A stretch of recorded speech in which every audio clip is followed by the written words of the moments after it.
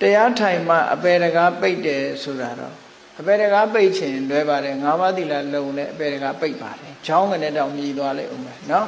ပိတ်ပါတယ်ခဏတော့ပိတ်မှာပေါ့နော်၅ပါးသီလသာလုံအောင်ထိအပေတကား၅ပါးသီလလုံနေဆိုရင်အပေမကြဘူးအပေမကြနိုင်ဘူးအဲ့ဒါကြောင့်၅ပါးသီလအပေကြတယ်ဆိုတာအကုသိုလ်ကြောင့်ကြတာလေအကုသိုလ်မှလည်းအပေကြလောက်တဲ့အကုသိုလ်တွေလုံးမှအပေဆိုတာကြမြတ်စွာဘုရားကပုံသေးကြီးဘယ်တော့မှမဟုတ်ဘူးခေါ်တာရှိတယ်အနန္တရိယပိဿနန္တရိယကမ္မ၅ပါးကျူးလွန်ရင်တော့သိကြပေါက်ပဲနော်အမေတတ်တယ်အဖေတတ်တယ်ယဟနာကိုတတ်တယ်မြတ်စွာဘုရားသွေးစင်းတီအောင်ပြမှားတယ်တန်ခါသိမ်းခွဲတယ်ဆိုရင်တော့ဒါသိကြပေါက်ပဲကြံတဲ့ဟာတွေကတော့သိကြပေါက်လို့ပြောဘူး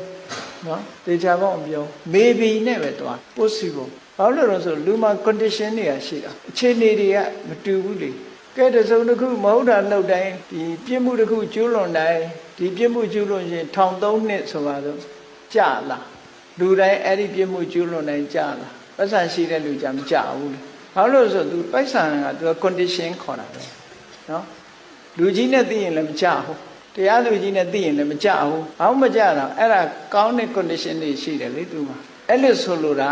အပေရလည်းအဲ့လိုပဲမကောင်းတာလုံးမိပြီပဲလို့ကိုကျင်တရားတွေရှိတယ်ဒါနတွေလုပ်တယ်ကမ္မထာနေထိုင်နေဆိုရင်အဲ့ဒါတွေကကယ်မှာပဲပေါ့ဒီလိုဆိုလိုတာပေါ့နော်ခြေနေကောင်းတွေလှုပ်ထိုင်မကြပါဘူးလို့အပေတကားလုံးဝပိတ်တယ်ဆိုတာကြတော့သူကသောတပန်ဖြစ်သွားမှအပေနဲ့လုံးဝအိုးစားကွဲတယ်ဒါပေမဲ့သောတပန်မဖြစ်ဘဲနဲ့အပေကလွတ်တယ်ဆိုတာမရှိဘူးလားဆိုရှိသောတပန်မဖြစ်လဲအပေကနေလွတ်သွားတာရှိမလွတ်ဘူးဆိုတာ possible မဟုတ်တာလုပ်ရင်တော့လေလွတ်ချင်မှလုပ်မှာပေါ့ဥပမာပဲအပဒံထဲမှာပါတဲ့ပန်းလေးတစ်ပွင့်လှူတာနဲ့60ကဘာအပေမလားဘူးတဲ့ကြံတဲ့ကုသိုလ်ကျွမ်းကြံလေးနဲ့ယဟန္တာဖြစ်သွားတယ်အဲ့ဒီလိုဇာလန်းနေတောင်ရှိသေးတယ်လေသူ့ဖို့မှာဒါအပေတကားပိတ်သွားမြတ်စွာဘုရားကိုယ်တိုင်ကသာဥပါတိတေတသုတ်ဆိုတာဟောထားရှိတယ်ဒီ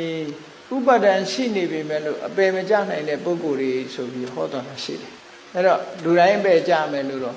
အောင်မိတ်လေးနဲ့ပေါ့နော်ကောင်းတဲ့အခြေအနေတွေဖြစ်အောင်လုပ်ထားဖို့တော့လိုတယ်ပေါ့